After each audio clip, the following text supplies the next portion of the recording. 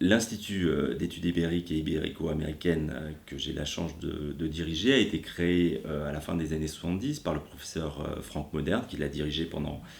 assez longtemps, avant que le professeur Pierre Beau ne lui succède et me laisse la place il y a maintenant quelques années. Alors cet institut est une des 4 équipes de l'UMR, mais également un centre de recherche relevant de l'université de Pau et des pays de l'Adour. C'est une équipe qui est assez modeste, puisque nous sommes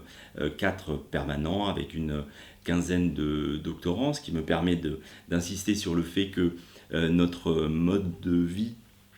c'est un mode de vie partenarial qui nous conduit à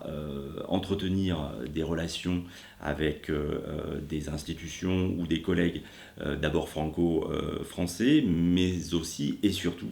avec des institutions et des collègues espagnols, portugaises ou d'Amérique latine. Cet institut a comme champ d'activité de recherche principal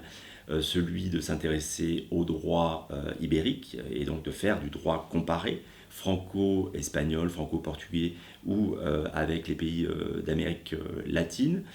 Cela nous permet depuis longue date de faire partie de réseaux importants, notamment avec nos collègues d'Amérique latine. Je songe en particulier, et depuis l'origine, au fait que nous sommes membres du réseau international de droit public latino-américain et qui nous conduit chaque année à participer à des colloques, à aménager des échanges avec des collègues ou avec des doctorants. Plus récemment, pour finir sur cette partie en termes d'investigation, nous avons choisi de mener davantage de recherches en matière environnementale, ce qui correspond bien d'ailleurs à la priorité de l'Université Pau des Pays de l'Adour, comme à celle de